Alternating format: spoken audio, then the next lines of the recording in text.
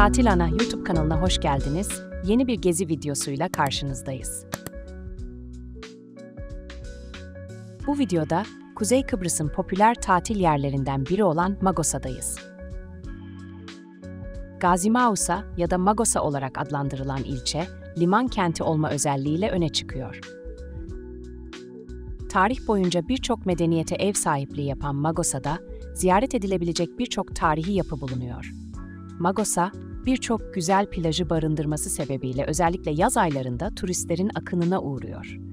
Gazi Mausa, en az kendisi kadar ünlü bir yere daha ev sahipliği yapıyor.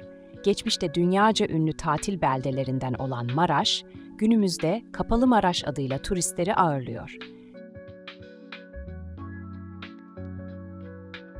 Şimdi Magosa'da gezilecek yerlere yakından göz atalım.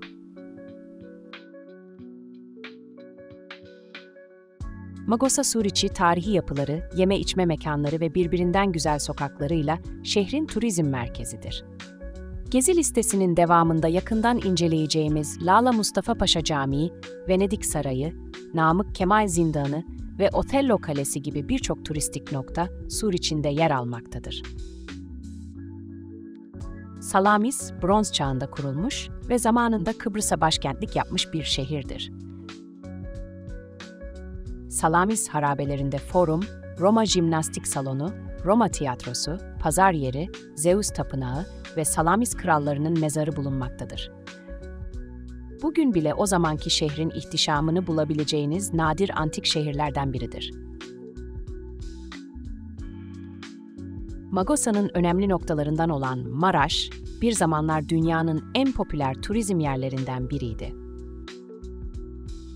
Lüks otelleri ve plajlarıyla bilinen bölge, Kıbrıs Barış Harekatı sırasında Türk Silahlı Kuvvetleri tarafından ele geçirilmiştir. O tarihten itibaren bölgeye giriş yasaklanmış ve bölge bir hayalet şehre dönmüştür.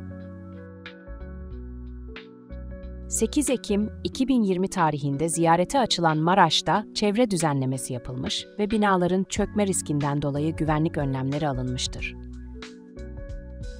Günümüzde Maraş şehri belirli kısıtlamalarla ziyaretçilere açıktır.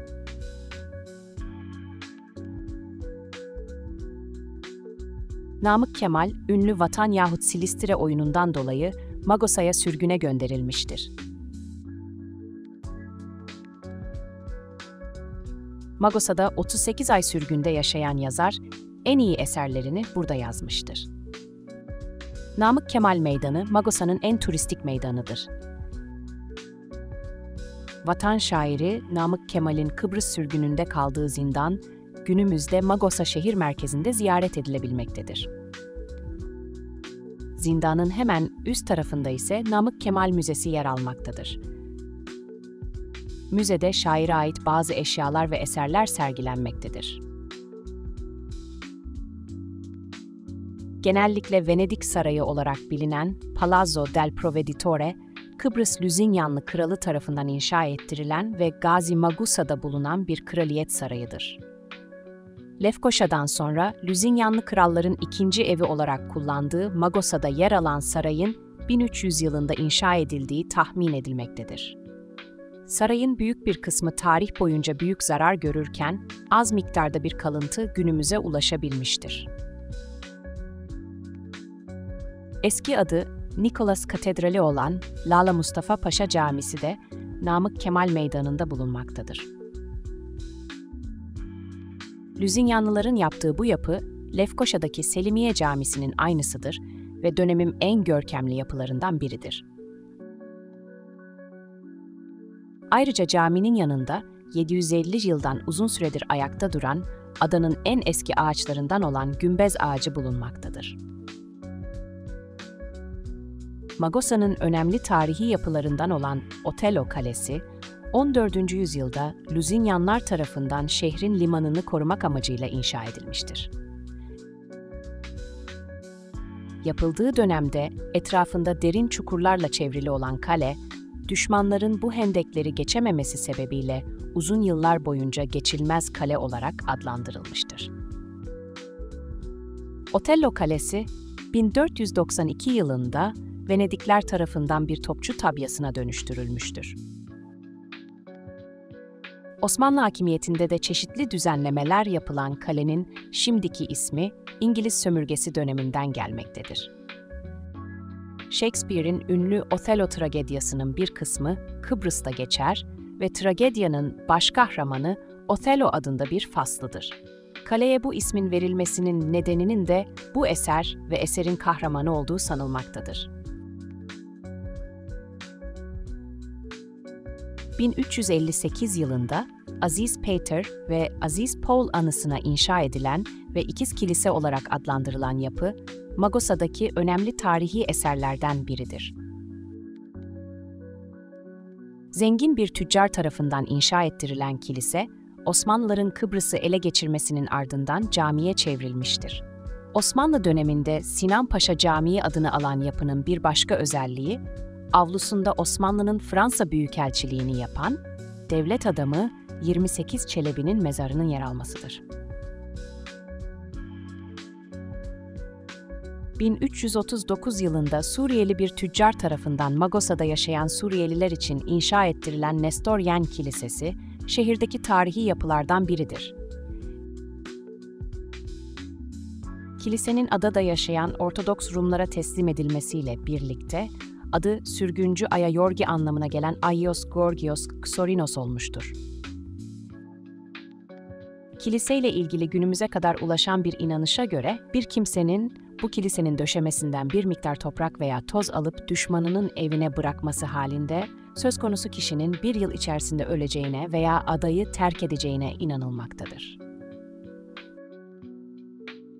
Akkule Kara Kapısı, Magosa şehrine girişi sağlayan iki kapıdan birisidir.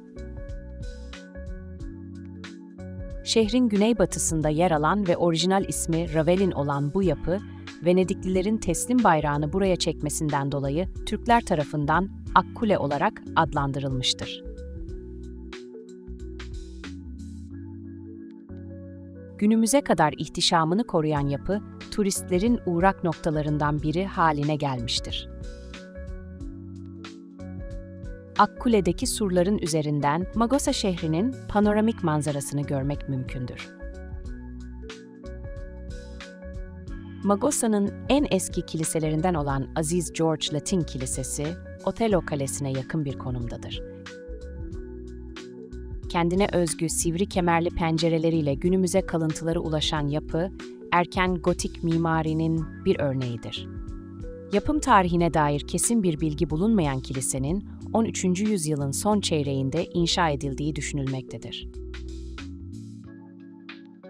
Gazi Mausa Şehitler Anıtı, 1974 yılındaki Kıbrıs Barış Harekatı sırasında şehit olanların mezarlarının bulunduğu yerdedir.